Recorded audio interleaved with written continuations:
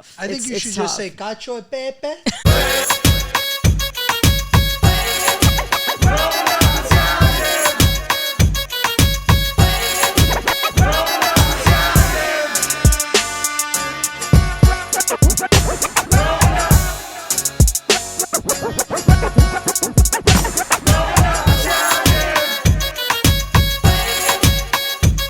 Sure to hop on over to medicadomani.com for exclusive giveaways, newsletters, and news for all things Italian American.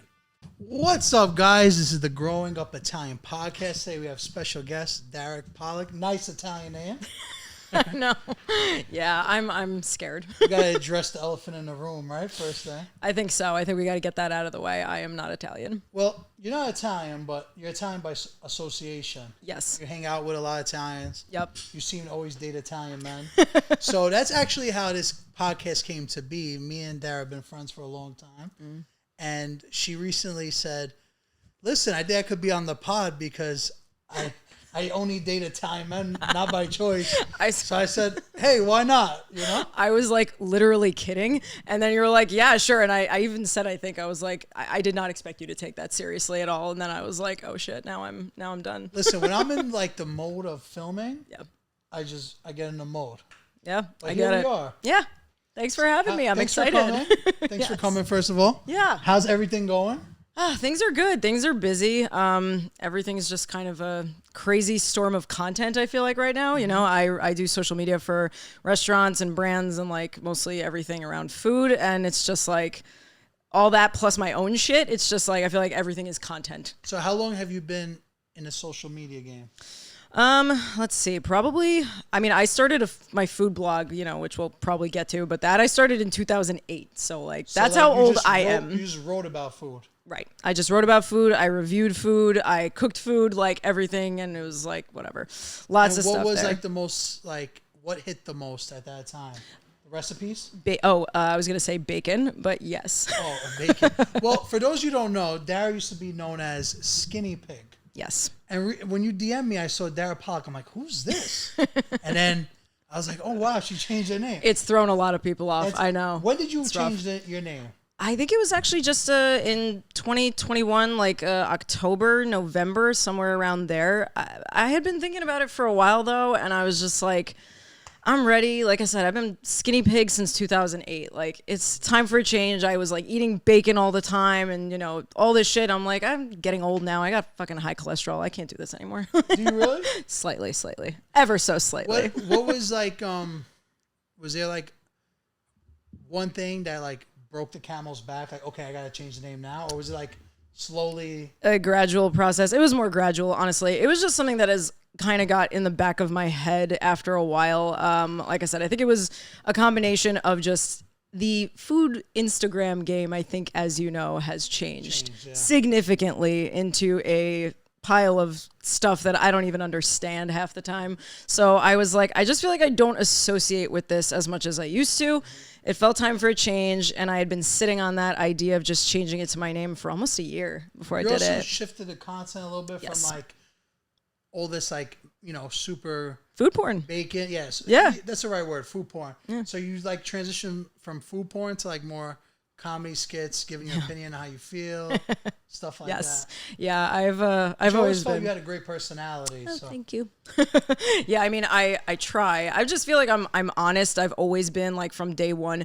People, even before I was posting like videos or photos of myself, I feel like my personality, I try to make it come through, and my sense of humor in my writing, because I'm a writer first and foremost. So I always felt like I wanted my sense of humor to come through. And then now that everything is like video, I was like, why don't I just, you know, try doing these skit things that everybody seems to like so much. TikToks? God, I can't. I mean, like I still haven't even found my thing with TikTok. How are you on TikTok?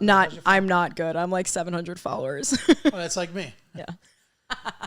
But do you put out a lot of videos on there? No, I don't. That's the thing. Like I feel like but your content on Instagram, I feel, is like very TikTok-y. Yeah, exactly. So this is the problem.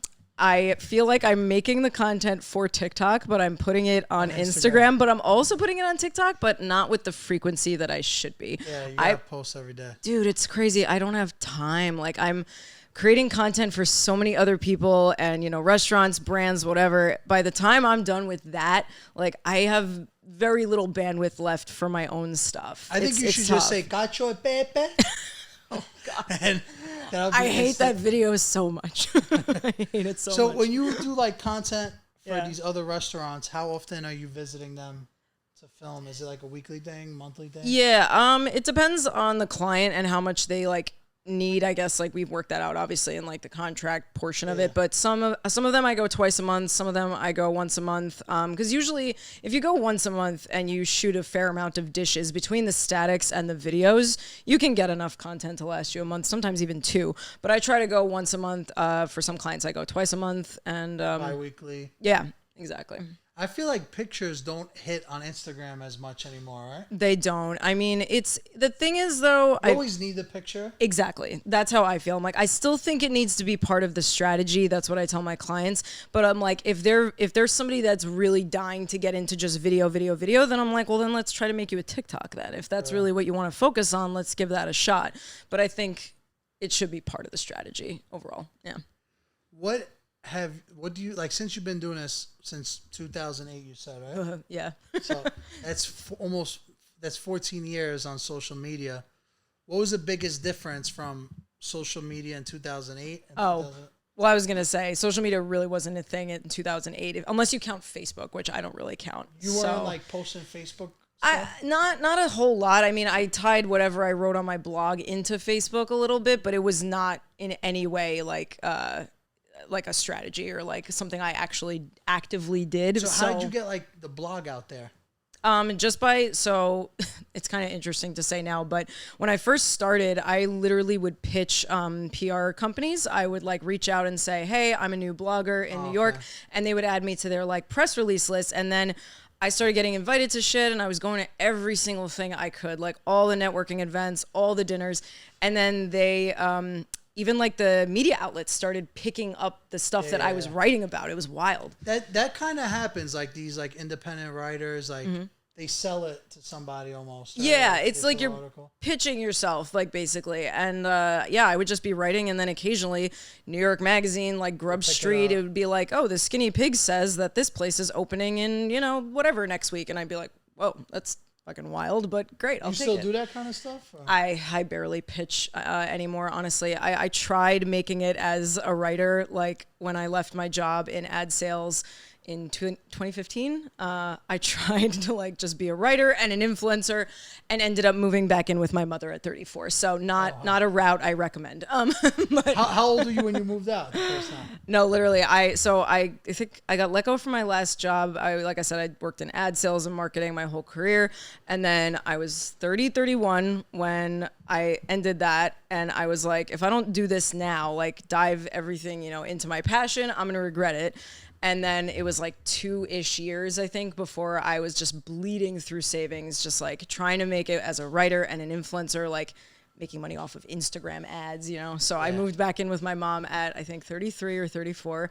And I rented out my apartment here because I own it in Williamsburg. At least you own a condo. Yeah, I did one smart thing with my life was buy real estate in Williamsburg in 2010. Thank you. How you doing? Now it's doing.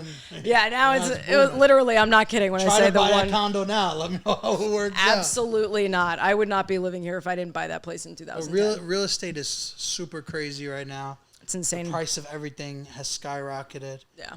Let's talk a little bit about where you grew up, though, because you're an Astoria girl. Yes, I am. Astoria and Bayside. So I'm half Greek. That's where, I mean, it's like immediate reaction is when you say you grew up in Astoria. They're like, you're Greek? I'm like, yes. Greek? There's a lot of Italians. Yeah. And that's another Where did you go to high school? Cardozo in Bayside. Oh, okay. Yeah. And Dozo. elementary school, you were in Astoria? Part of it, I went to PS 70, and then I went to PS 169 in Bayside for my last, like, I think 5th and 6th grade. So you're like Jesse that we just had a couple weeks ago. Yes. Half Jewish, half Greek. So wild. True. What's some of the biggest differences like and similarities between Jewish, Greeks, and Italians? They all think that they're better than the other.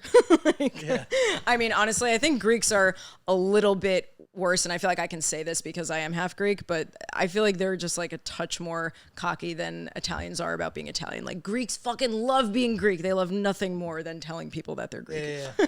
But the one thing I gotta give Greeks credit, they like really keep their traditions alive. They do. As far as like dancing at like the wedding, speaking the language. Have you been to a Greek wedding? I've been to multiple Greek weddings. They are painfully long, but they're fun. I've even been to a wedding like in Greece before. Oh, really? Blacked out. Where? Like, Where? Horrible. What part of Greece? I'm not going to say this right. Ikaria. I actually do think I said that right. Yeah. What's it called? Ikaria. Ikaria.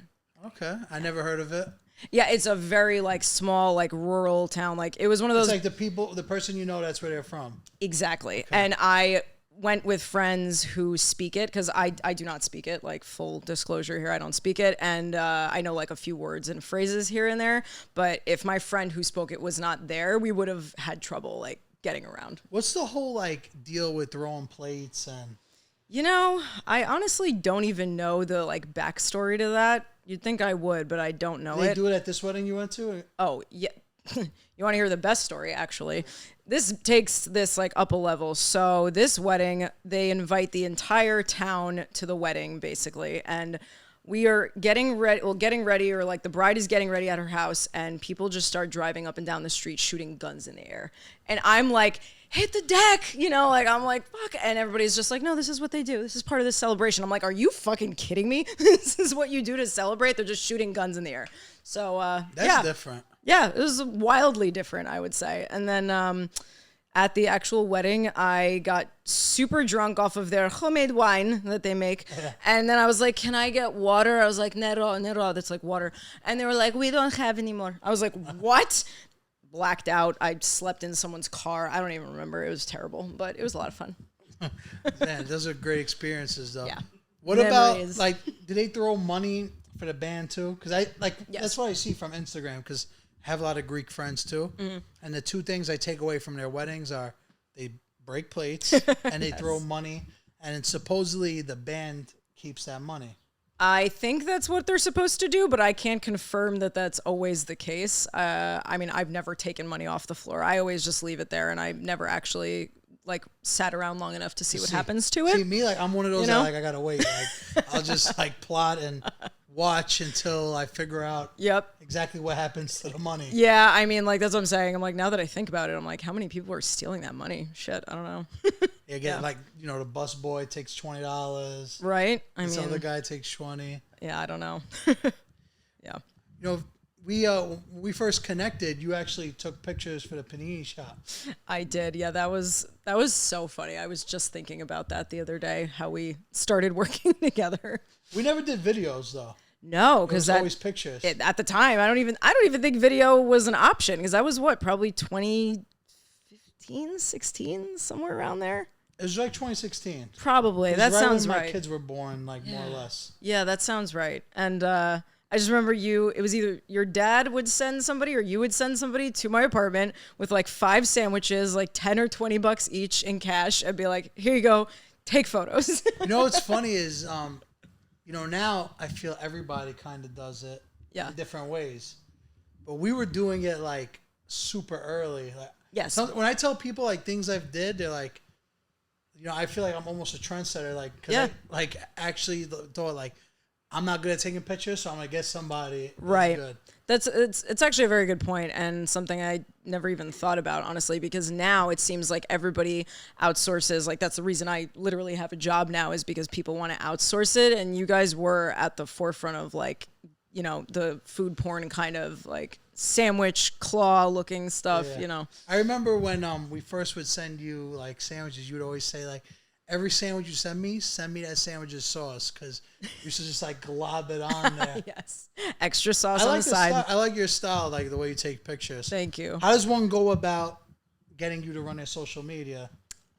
You know, it's slide into DMs. Honestly, yeah, slide right in those DMs. That's how a lot of it happens. But it really is just referral based, and because I've been in the industry this long, it's just word of mouth. I'm knock on wood, I'm lucky for that, I feel like, but I want to be better about like promoting what I do more. That's another reason I changed my name too, because I was like, you know what I mean. I can see that. Yeah. So if you have a business, there's your girl. Yeah.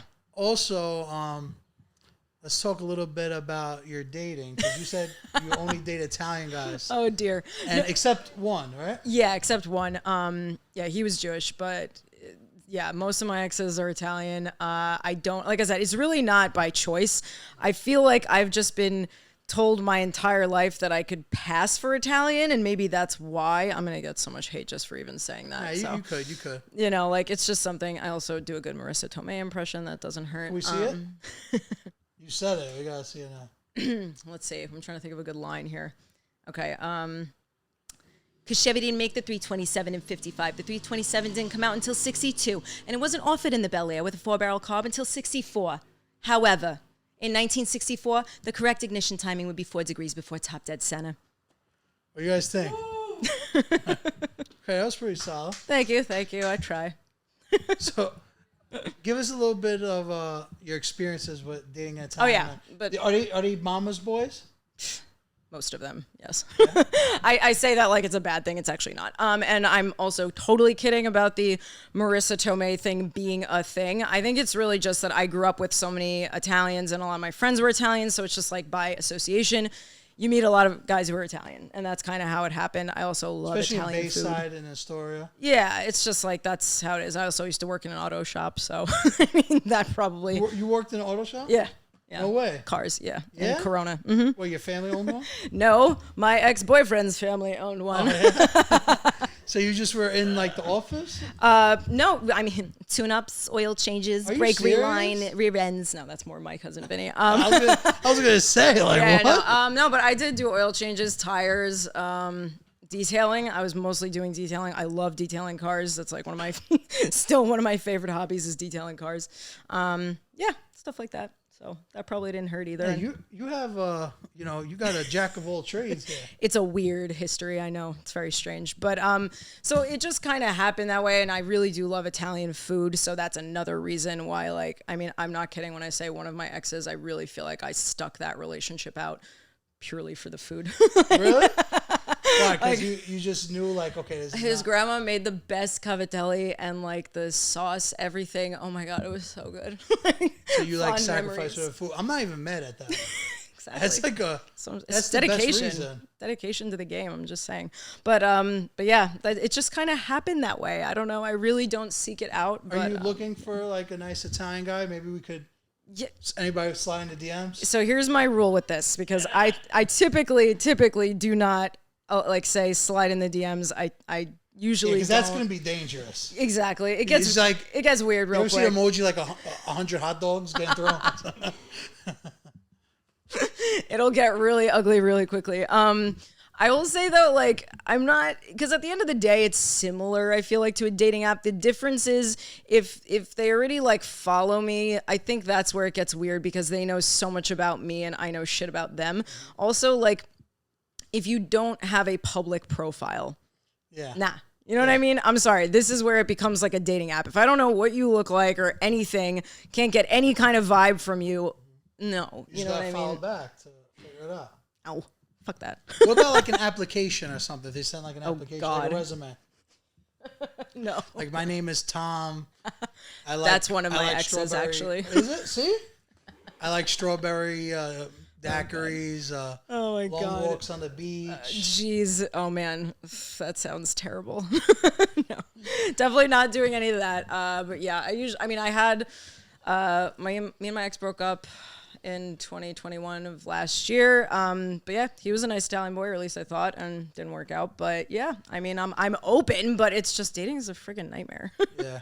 It's hard to start from scratch always. It really is. Yeah. It's a lot, So let's say if someone were to take you on a date, what would be the best 3 restaurants in New York right now? Oh, Being God. that you're a food blogger. I knew this question. It's got to be hard to impress you. Like, so, what's funny is that's what a lot of guys will say when they find out that this is like what I do for a living, but it's really not hard to impress me when it comes to food, because I feel like I can get that stuff. Like, I can get the food that I want on my own. You know what I mean? So I'm not necessarily looking for that. I mean, Just as long as it's a place with good food, good ambiance, I don't really care. I'm not like picky. And yeah, I don't know. I can't even pick like my top 3. There's just, it's too many to choose When from. you go out to eat, like what food do you look to eat though? Like Italian, Japanese? I do love Italian food. So, I mean, you cannot go wrong with an Italian restaurant with me. That's for sure. Pizza. I mean, like I said, I have pizza tattooed on my arm. I take it very seriously. Michelangelo over there. Yeah, I know. It's so small. This piece of shit was $300. You believe that? That was 300? Welcome to fucking New York. Like, No seriously. Way. Yeah, I know. It's a joke. That is not 300. It looks like a stamp. I know. I mean, I love it, but like, it's so small. It took 10 minutes for that, huh? Yes. Shop minimum. It should be like 150. Yeah, this is what happens. If you want. I actually do want a new one, so let me know. After this, we'll plug in my guy. Perfect. But yeah, Italian food's great. Japanese is great too. I think anything where you're not eating stuff with your hands, and I'm awkward to begin with. I don't want to be like eating wings on a date and then like, or you know, it's a low key really bad date food. Olives.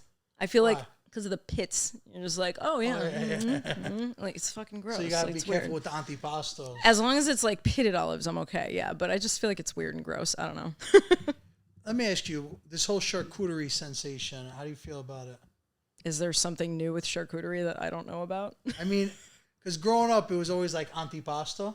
Oh, so okay. now it's like... Now it's charcuterie. Yeah, with the jellies and the honeys. And I mean, I love a charcuterie board, but I mean, I don't go out of my way for making that. I feel like just throw that stuff on a plate and I'll eat it pretty much any which way. I don't have the time or the patience to design a beautiful charcuterie board. It's never something I do.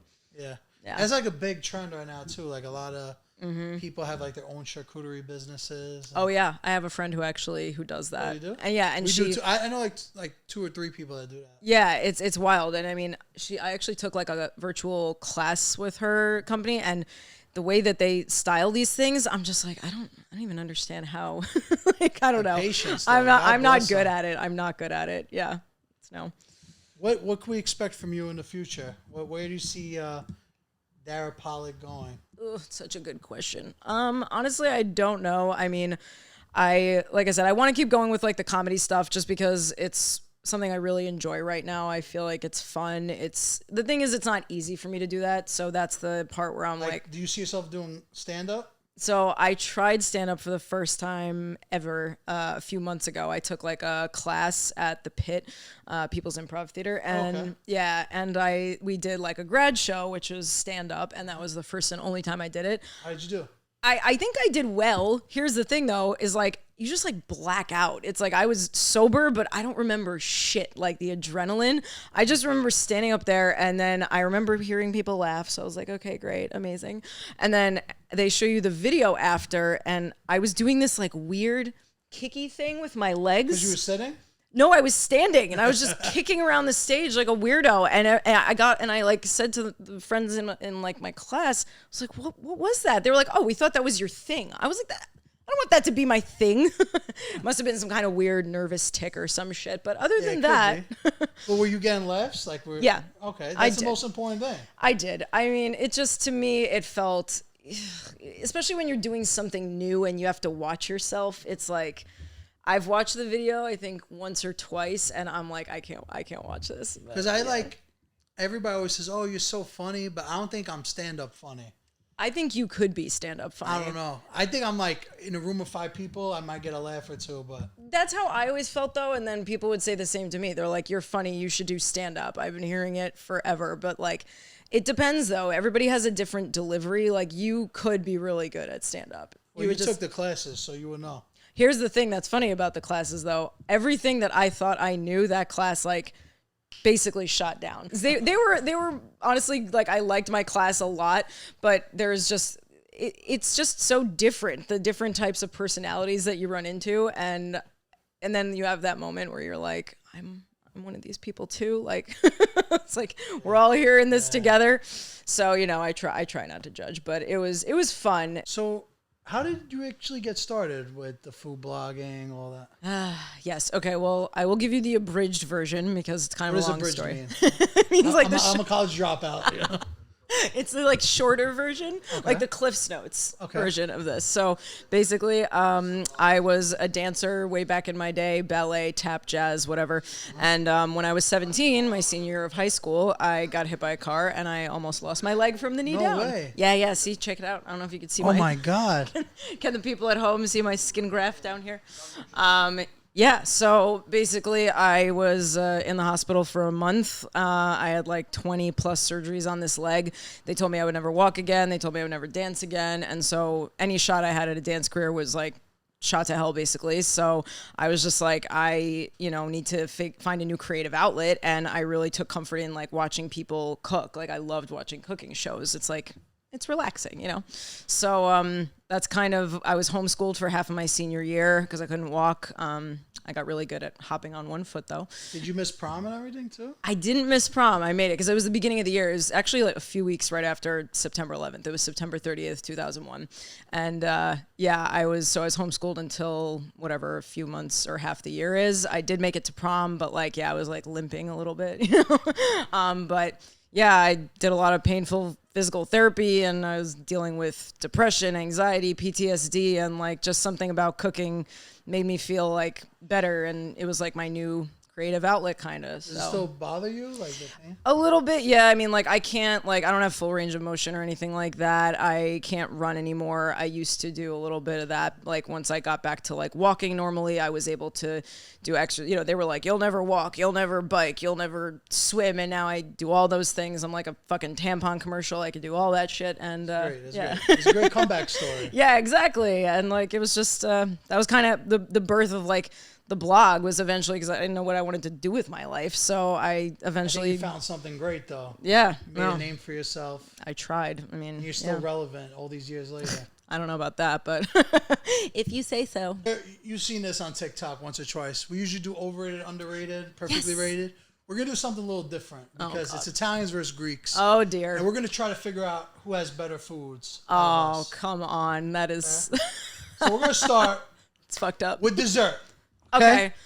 Oh, okay. Cannolis or cannoli or baklava? You know what's going to suck about this is I don't really like either of those things. I know that that's a bad thing to say. I'm going to have to say baklava just because I really hate cannoli cream. I'm sorry. I hate cannoli cream. I said it. I don't like it. Oh, my God. That is tragic. I know.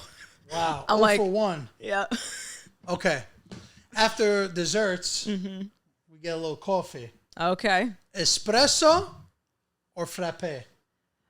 Oh, God. Okay, well, if it's after dinner, I'm going espresso, but like they're so different. If it's in the morning and I'm on the beach, I want a frappe. Oh, my goodness. All right, what about cappuccino or frappe? I'm still picking frappe. I God. love frappe. We're 0 for 3. I'm sorry. Okay. We're going to go into the cheeses. Ooh, okay. Ricotta or feta? Oh, come on. This is so unfair. I feel like you can't compare those two. They're like the two dominant cheeses, I would say. I would say I can't put mozzarella versus feta because we just smoke you guys. That's what I was going to say, too. I would pick... All right, if I have to pick between ricotta and feta, I'm picking feta. But if it's mozzarella, you win? If it was mozzarella wins? I would pick that, yeah. Okay. Mm-hmm. All right. This is getting a little rocky here. This is getting dicey. Panini or gyros? Well, what's in it? What's in it? Okay. Panini. Okay. Prosciutto mozzarella. The gyro, whatever you call it, gyro is the chicken souvlaki. Chickens. Oh my God. No, this is too hard. It's really not that hard. I don't know. You just ate a prosciutto sandwich, by the way. I did. It was delicious. What was it? The Anthony and Daughter? Yeah. It's really, really fucking good. Shameless plug. Well, if it's that comparison, I might go with the panini on that one. Okay. I might pick that, yeah. Listen, we're making grounds. All right, now just to make it even. Okay. Pizza or the spinach things you guys eat? I don't even know the name. I brought you spanakopita. Spanakopita. Spanakopita. All right. That's impossible to compare. I also have pizza. Not my fault. I have pizza on my arm. I can't, but I love spanakopita and I make it really well. Pizza's the winner. I'm gonna still stick with pizza. I have to. It's on my We body. still lost, though. Italian still lost. This is I actually mean, sad. Only on the Grown Up Italian podcast does Italian food lose. Also- what's the chances of that? also though, you picked a bunch of desserts, which I'm not a big fan of desserts. So if we went savory, this might have worked out differently. I didn't even bring up pasta. Imagine if I had brought up pasta. Oh, I mean, pasta. The Greeks have nothing to compare We got to that. nothing to compare to That's that. it. It ends there. Done. All right, guys. If you're single and you like Dara, send her a DM. All right, be nice and sweet. You know, tell her, listen, we'll go out to a nice place. All that. Thank you guys for tuning in. Make sure to follow her, Dara Pollak. Thank Ciao. you. Bye.